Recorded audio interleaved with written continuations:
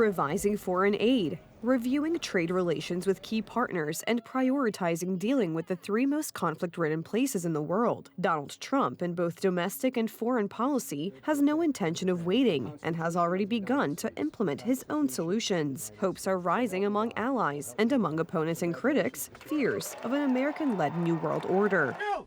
Eastern Front in Ukraine. Here, expectations are clear. Political developments overseas have been followed by everyone.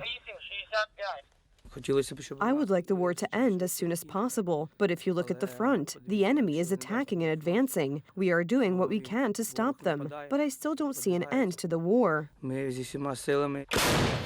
Here, it is hard to believe that anyone would be willing to negotiate after nearly 3 years of constant shelling, bombing, and atrocities. However, no one has any doubt that change is coming.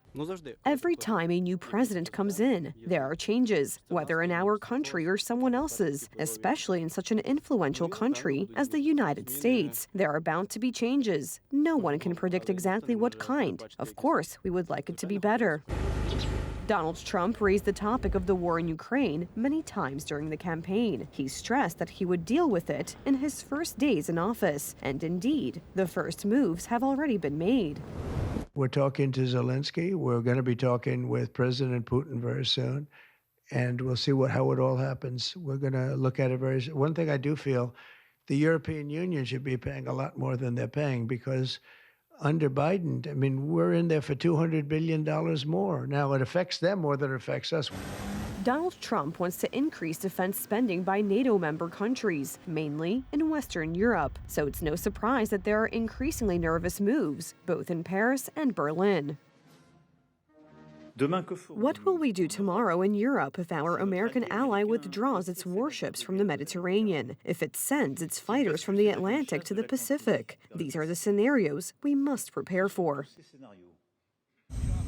These questions are justified, especially in view of the downplaying of the American role by Western European countries. The new administration in the White House has faced geopolitical challenges, the likes of which have not been seen in decades. Ukraine and Russia are just two small pieces of this puzzle.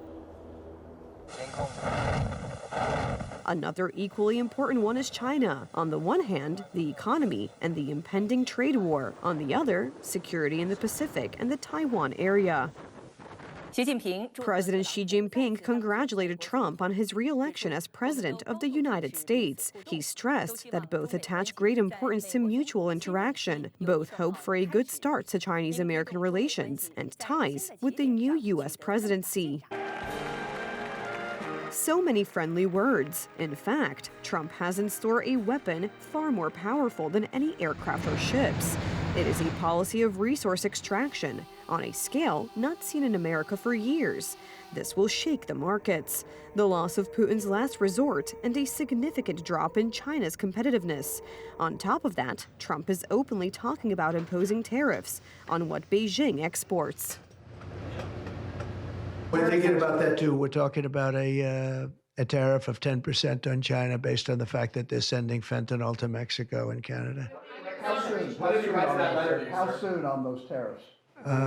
Probably February 1st is the date we're looking at. For Mexico and China, we're talking about approximately 25%. Does Trump have the power to make things happen? That's the question people in many countries around the world are asking themselves today. Looking at the events in the Middle East, where there has been a tenuous but nevertheless ceasefire, it seems that he has the tools of leverage.